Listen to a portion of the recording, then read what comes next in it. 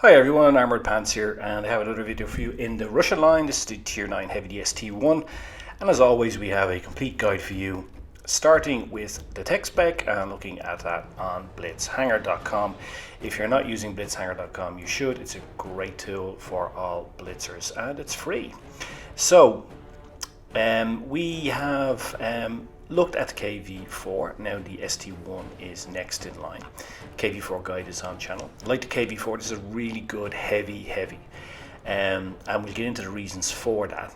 But before that, looking into the guns, I would recommend to get a top gun first if you're grinding, because you need it for the muzzle velocity and penetration, and also the reload is 10.7 seconds, which is very good for a Tier 9 heavy, and you can do lots of damage with that top gun.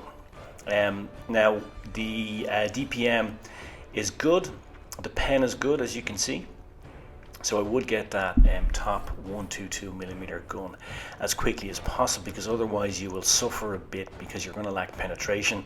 And if you're Tier 9, you're going to be facing some of the most heavily armored tanks in the game, and when you're up tiered you'll be facing the most heavily armed tanks in the game, so you need to maximize that penetration. Get that up to 258 on your armor piercing rounds. Now I would use supercharge to get the muzzle velocity up. It's 122 meters per second, then 1222 meters per second, which is not bad at all. And that's particularly good when you are trying to fire from distance. It means you don't have to deflection shoot as often as you would if you didn't use supercharge. And of course, as we know, muzzle velocity is squared in the formula for armor penetration, for shell penetration. Therefore it's important to maximize muzzle velocity. It's one of the key tenets of my gameplay, and I believe everybody should do it. Now on the forward speed, you can see it's quite fast going forward. It's actually not too bad in reverse either, but this is not a mobile tank, okay? If you look at the power to weight ratio, you'll see it is slow. In terms of the concealment though, it is pretty good for a heavy, but of course you don't play a heavy for concealment.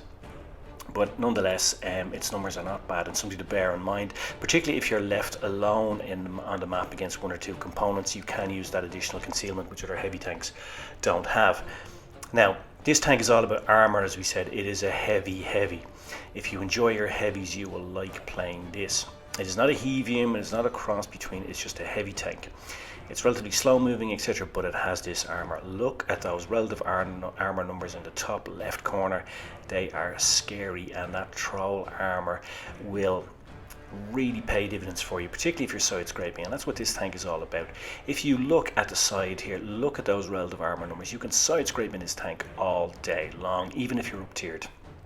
There is nothing that will penetrate 900mm of relative armor, and you can see there, even if you over angle when you're side scraping, you'll still get some bounces, because even at that over angle which we show there, it's still 600mm plus of relative armor.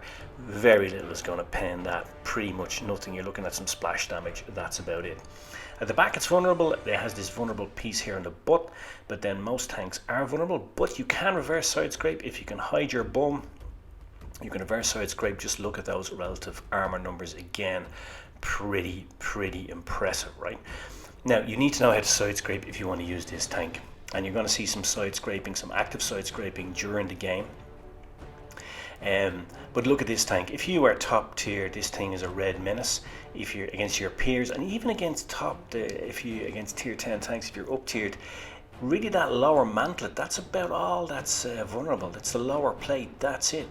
The rest of the tank is pretty much going to get you bounces. And if you side scrape in this thing, you're going to get joy all day long, and steel wall medals will come. Now I believe that this tank is a tank you should go front line in. It is a heavy. If you remember the heavy tank guide we have on channel, this tank is ideal for pushing in, seizing those strategic points on the map. Very much like a mobile castle, as we described a heavy tank. If you haven't watched it recently, when you're just starting with the ST-1 or the KV4 for that matter, go back and watch the heavy tank guide we have on channel, because this tank is really a heavy player's heavy tank, and really is ideal for that role that we describe as the classic heavy tank role in Blitz. Now we're going to look mastery gameplay. It's Black Goldville and its supremacy. Now a couple of things to note about this game before we start. This game is not about the damage that I do on this tank. Actually, the damage is relatively low, it's about 2.7k. This game is about the net damage that's done with this tank, and the net damage is over 5k. And why is that? Well, because basically I play this tank as I suggested it should be played. Now, I am top tier in this game, so therefore I'm going front line. If I was not top tier, I would go front line, but I would support the tier 10 heavies. But as I'm top tier here, I'm going to go aggressively, and I'm going to seize C. Now I see that their heavies are pushing on. It's going to be an E75 and a Tiger 2. It's going to be a tier 9 and a tier 8. But I'm confident in the armor of this tank. I'm confident, having played a few games, that I can side scrape in it, I can get some bounces, and I can seize this key location on the map for my team, and I can be a pivot around which my team can build. So first off, we see that armor in action there. I got to bounce right off the front. Now I'm angling up, I'm kind of active side scraping, and this guy, he's looking for a target. No, can't get anything. Another bounce, put one into the Tiger. He's again looking at, these guys they're really searching for targets, but I'm angling up there. I'm keeping the front mantlet, the lower plate covered, which is the most vulnerable part. I'm angling up. The RU is just getting just a face full of red. He's not getting any shots on. These guys are trying to angle here. I get a bounce there, but I get another bounce right off the front of my tank. We can see now we're going to look at this sequence of action here. There's a lot of bounces coming up, and a lot of really good examples of this tank's armor in play. What I'm doing is I am sort of aiming for the lower vulnerable plates of those tanks, because they are kind of out in the open.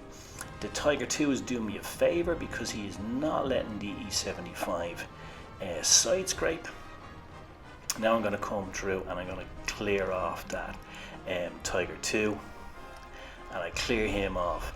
So now I've damaged E75, I've bounced a lot of shots, and bounced another one down from the RU, angling up just at the right moment, trying to keep my lower plate protected. And E75 is really taking his time. Look how long he was on target there, really took his time, but he got the shot on me. But I'm confident that I'm going to pull out here now while he's reloading. At a free shot, bam, straight into him. Did take one. He must have hit adrenaline because I underestimated his reload time. But now I'm side scraping again. Now I know I can put one into him relatively safely, and there we go, clear him off. So that sequence of play, okay, I lost just over half of my hit points, but I occupied 3 of their tanks. Cleared off 2 of them. I'm going to clear off the third one here. So I really did a good deal for my team. I did a great job for my team and really played the role of a heavy tank. I went front line. I took the damage, took the hits, allowed my KV4 to sit behind me to put shots in on them, keep himself safe. You can see he's on full hit points. And as we said before, if you look at game philosophy, it's about conserving the total group of hit points on your team, because when one team's hit points reach 0, you lose. If you bounce shots, not only are you keeping yourself safe, but you're also taking a shot and bouncing that could otherwise go into your teammates and take hit points from them. Good team play and good blitz play is not just about keeping your own hit points and conserving, but conserving the total pool of hit points on your team. That's how you win. It is a team game, and despite what Unicum players like to say, that they're always making a difference, you can put the best Unicum player in the world on a team with 6 players who don't play as a team, and 9 times out of 10 he's going to lose. That's just the way it is, because there's 7 tanks out there. Now, they may argue that that's not the case, but I would argue that they are being disingenuous. Put one shot into the top of him there, and now I'm going to see if I can take this RU251 out. I'm kind of in a difficult position here. I've got a tank either side of me, so I decided to go for the RU. A bit of a waste of a shell, but nonetheless, clear that gun. Remember, the RU can do as much damage with 1 hit point as he can do with full hit points. Now I'm going to go for HE again, fluff that shot. That's Russian gun handling. But look at this, going to slow it right down here. There's another massive bounce coming up here. Massive 640 roll from the 150mm gun on the waffle tractor, massive bounce at short range. He wasn't expecting that at all, and we can see now that that brings my net damage up really high, over 5,000, and it's 2,330 damage blocked. That's that armour in action. And again, it's being aggressive, playing that heavy tank role, and the clock saves the WT plus the poor Russian gun handling on the HE round. So there you go, mastery badge. As I said, it's only 2.7 plus K of damage, but it's not about that. We've always said that mastery badges are not about that. Mastery badges are about XP, and we can see there 1328 XP, and that's what delivers the mastery badge. And that really is a great example of how you should play Blitz, because the net damage there is over 5,000 damage points, 2.3k blocked, and it's all about game philosophy, right? It's about a shot blocked is as equally as good as inflicting damage, because you're not conserving your hit points and those of the entire team. Playing this heavy tank as I did there, you were doing a great team job. There's a bit of luck involved, but also you make your own luck. There's that steel wall medal I told you about. I'm really happy with that in that game, because basically it showed I'm doing my job as the heavy tank, as the top tier heavy tank there. Also got patrol duty, also got top gun and a mastery badge delivered. I'm really happy with that performance in the ST-1, because I played it to its to the best of its abilities, to its strengths. And remember, if you're the top tier heavy tank in a tank like the ST-1, you know, it's a heavy tank, so therefore you should be playing that role. There's no point sitting at the back, there's no point camping, there's no point going to support your light tanks. If there's a strategic point on the map to be seized, that's your job. Now you need to side scrape in this tank. If you need a reminder of that, watch the heavy tank guide that we have on channel. There's a simple tutorial there, because this tank is all about armour. And as I said, go and seize those key positions on the map, play for your team. Heavy tanks have a key role to play in Blitz, so play it, because this tank is forgiving, and you would get bounces you don't even play for, just by moving and wiggling.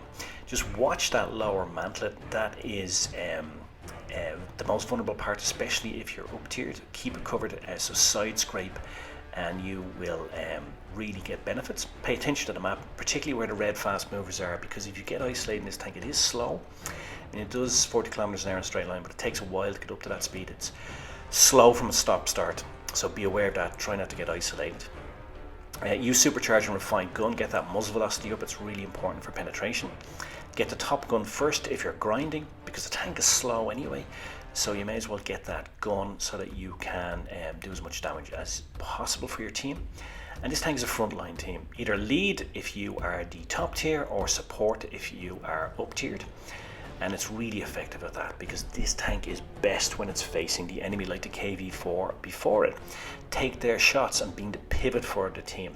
And that's exactly the role that I played in that game. I pushed forward, seized that base, seized that key corner of the map, and I took shots from my team while inflicting damage on the enemy, and played a key role in the success and win that we had. The music was Dmitri Shostakovich, Waltz number 2, which I thought was very apt for that little waltz I did with the German heavies. And cheers, Mush. I hope you enjoyed it. Thanks for watching. I hope you found it useful. And all remains for me to say is pants off.